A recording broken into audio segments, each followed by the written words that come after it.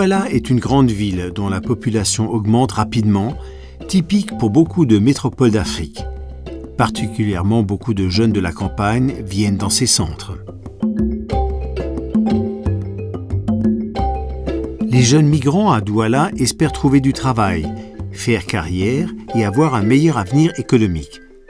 C'est pour de meilleures chances de formation qu'ils viennent dans les grandes villes. Dans le quartier de Bonabéry, on s'occupe des étudiants qui s'intéressent particulièrement à l'histoire de leur pays.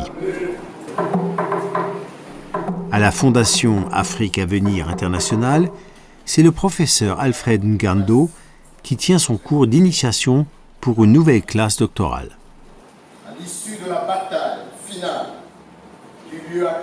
Son sujet est la constitution de l'Empire Madeng dans le Mali d'aujourd'hui. C'est un document tout à fait particulier que cette charte de Kourougang Fouga soit entrée dans l'histoire sous ce nom. C'est une véritable construction, mesdames et messieurs. Une réflexion sur le passé relayée de génération en génération par les spécialistes de la parole. Depuis des générations, le document fascine les chercheurs, car il est vieux de près de 800 ans. La constitution écrite de Madeng date de l'année 1236. Il convient de situer ce que j'appelle dès aujourd'hui. Pour le professeur Nango, il s'agit d'un excellent certificat pour l'histoire autonome, propre et précise de l'Afrique avant l'arrivée des colonisateurs blancs. De l'Empire Mandeng, qui est dictat sous l'impulsion de Soundiata Keita. C'est aussi le but de la classe doctorale. Susciter le savoir et la conscience autour des propres conquêtes historiques et les approfondir chez les jeunes.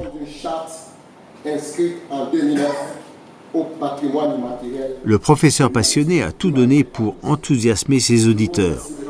La charte de Kourougang Fouga restera certainement longtemps présente dans leur esprit.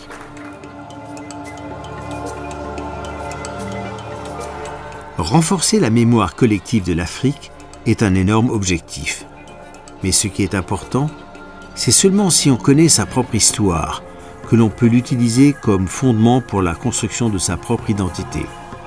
Bien trop longtemps, l'histoire coloniale et son historiographie n'ont pas considéré ce développement, selon l'historien le prince Koumandoumbé III. Diese Leçon inaugurale, diese Eintrittsvorlesung von Professor Ngando über die Charta von Kourougang Fouga, das heißt die Verfassung des Reiches Mali von 1236. 1236 eine Verfassung eines afrikanischen Staates. Und diese Eintrittsvorlesung war einfach, die Leute haben es mir gesagt, sowas haben sie noch nie gehört. Und in dieser Form eines Professors als Eintrittsvorlesung, das war ja die Eintrittsvorlesung für diese Doktorandenschule, die wir hier eröffnet haben. La fondation du prince Koumandoumbé III offre la possibilité aux jeunes chercheurs qui travaillent sur l'héritage scientifique de l'Afrique d'approfondir leurs connaissances. 4 doctorants nous présentent leur sujet de doctorat et proposent d'en discuter. L'intérêt des médias montre que le travail de recherche des jeunes scientifiques n'a pas lieu dans la tour d'ivoire. Leurs sujets ont une importance sociale et politique. Une renaissance africaine est dans le viseur de l'école doctorale qui doit être liée à l'héritage historique avec des visions sur l'avenir. Après avoir précisé quel est le contexte, nous allons essayer de dégager quelle est la problématique. Bien formés, interconnectés avec des scientifiques du monde entier et un grand savoir de leurs propres racines, tout cela doit servir les jeunes chercheurs à faire carrière et pas seulement au sein des universités. Ils doivent prendre en main la construction de leur pays et du continent africain. Tel est le but des activités de Afrique Avenir. La panne de courant électrique ne doit pas freiner la jeune génération d'historiens. Les bibliothèques et les archives doivent être améliorées en facilitant leur accessibilité et en élargissant leur éventail. Les sources africaines doivent être mises au premier plan. C'est la requête des doctorants de la conférence à Douala.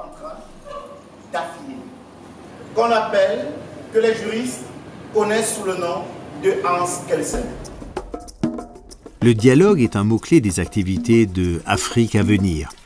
C'est pour cette raison que le prince Koumandouba III, à la première grande conférence sur la mémoire collective de l'Afrique, met l'accent sur l'intégration des jeunes chercheurs. Il y a une concomitance de fait. Pourquoi ce sujet? Leurs réflexions, leurs opinions ainsi que leurs recherches peuvent être présentées à un forum de scientifiques renommés de différentes disciplines. Une chance qui ne devrait pas rester unique. Comme dans chaque pays du monde, la jeunesse, c'est l'avenir. Cette phrase est juste et importante. Pour les élèves et les étudiants du Cameroun, connaître ses racines historiques, c'est fondamentalement important pour définir leur position dans le monde. Une grande tâche attend les enseignants et les professeurs du futur, et peut-être aussi les ministres qui devraient étudier à l'école doctorale.